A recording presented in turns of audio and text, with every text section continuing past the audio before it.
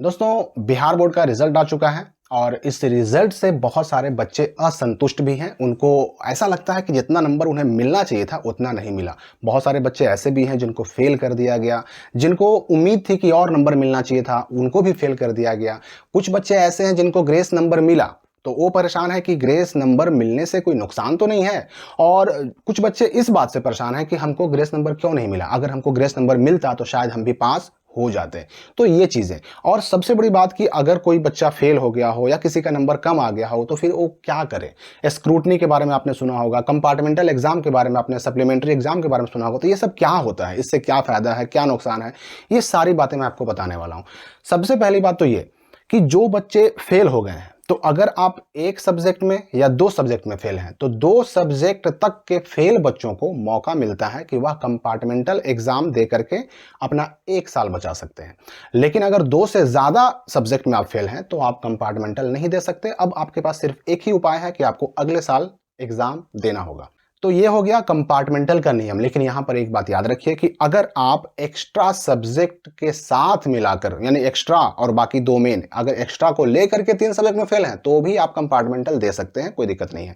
लेकिन अगर main subject तीन में आप फेल हैं या तीन से ज्यादा में फेल हैं तो आप कंपार्टमेंटल नहीं दे सकते। हाँ, कंपार्टमेंटल देने से नुकसान क्या होता है कि इसमें जो प्रोत्साहन राशि मिलती है, स्कॉलरशिप मिलता है, वो नहीं मिलेगा। तो भाई इंटर में तो लड़कों को ऐसे भी कुछ भी नहीं मिलता है, लड़कियों को 25,000 मिलता है। तो लड़कियों को खास करके ध्यान देना होगा कि हाँ भाई, उनको 25,000 चाहिए कि उनको एक साल बचाना है, उनको फैसला करना पड़ेगा। अगर एक साल बचाना है तो आप, कंपार्टमेंटल का एग्जाम होने वाला है 23 तारीख से, उसका फॉर्म भराने वाला है, अनाउंस हो चुका है, आनंद किशोर अनाउंस कर चुके हैं। तो अगर आपको पैसा इंपॉर्टेंट नहीं है, साल इंपॉर्टेंट है, तो आप 23 तारीख से अपने कॉलेज में जाकर के कंपार्टमेंटल का फॉर्म भर दीजिए।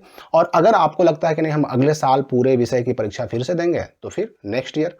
और दूसरी बात कि जो फेल हुए हैं या जिनका उम्मीद से कम नंबर आया, उनके सामने एक उपाय और है, वो स्क्रूटनी के लिए अप्लाई कर सकते हैं। स्क्रूटनी के लिए भी अप्लाई 23 से शुरू होगा, 23 मार्च से शुरू होने वाला है, इसकी भी घोषणा हो चुकी है।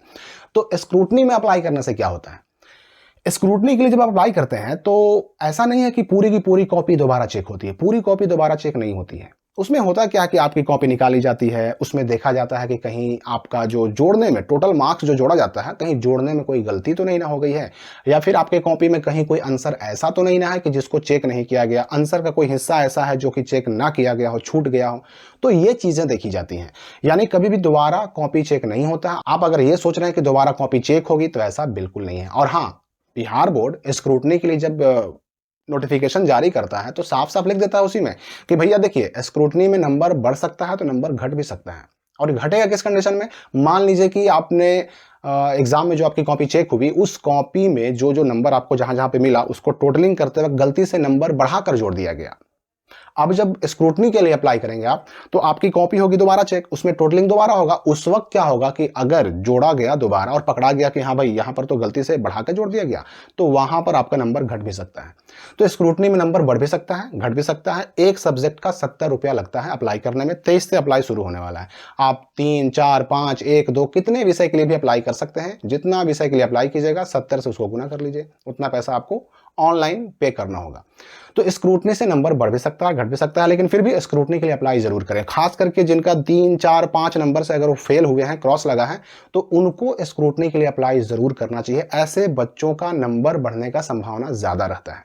फिर कुछ बच्चों को ग्रेस नंबर से पास किया गया। ऐसे बच्चे परेशान हैं कि हमको जब ग्रेस नंबर से पास किया गया तो क्या इससे कहीं कोई आगे दिक्कत तो नहीं ना होगी पढ़ने में या फिर स्कॉलरशिप वगैरह में।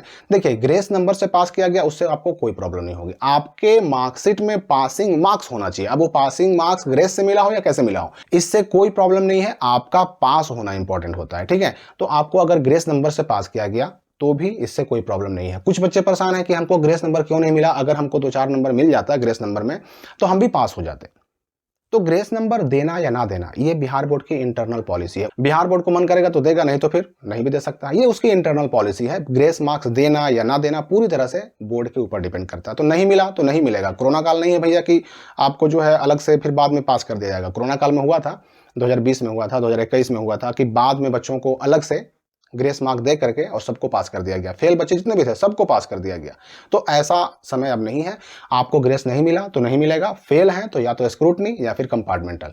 तो स्क्रूटनी और कंपार्टमेंटल दोनों के लिए 23 मार्च से अप्लाई शुरू होने वाला है। आपको फैसला करना है कि आपको क्या करना है। स्क्रूटनी के लिए अप्लाई करेंगे उसमें नुकसान होने के चांसेस कम होते हैं, खास करके अगर 2, 4, 5 नंबर से अगर आप फेल हुए हैं तो आपको स्क्रूटनी के लिए अप्लाई जरूर करना चाहिए, क्योंकि पिछले कई सालों से मैं देख रहा हूं कि जिनका नंबर जो है, कम नंबर से जो बच्चा फेल होता है, अगर वो स्क्रूटनी के लिए अप्लाई करता है तो पास हो जाता है। तो आप जरूर अप्लाई करें, आप पैसे का मुंह ना देखें। और स्क्रूटनी का डेट आ ही रहा है, यानी कि 23 तारीख से ही अप्लाई होगा, आपको उसमें अप्लाई जरूर कर देना है। और कंपार्टमेंटल का एग्जाम का फॉर्म भरना है कि नहीं भरना, ये तो आपके ऊपर डिपेंड करता है, ये आपका फैसला है, ठीक है। ग्रेस से कोई नुकसान है इसके लिए भी बिल्कुल निश्चिंत रहें, ग्रेस मिला है तो कोई प्रॉब्लम नहीं है। ग्रेस कहाँ पर है, आपको मार्कशीट पे देखा होगा आपने कि जहाँ पे आपका नंबर है वहाँ पे स्टार लगा हुआ है कहीं कहीं पर। तो जहाँ पे स्टार लगा हुआ है उसमें आप कॉलम में देखिए, प्रैक्टिकल वाले कॉलम में वहाँ पर कुछ मार्क्स लिखे होंगे, 2, 3, 4, 5 कुछ भी हो सकता है, वही है ग्रेस नंबर। तो ग्रेस नंबर से कोई नुकसान नहीं है, इससे बिल्कुल चिंता नहीं करनी है। और भी अगर कोई सवाल आपके मन में बच जाता है तो आप वीडियो के कमेंट बॉक्स में कमेंट करके पूछ सकते हैं। तो मिलते हैं हम अगली वीडियो में।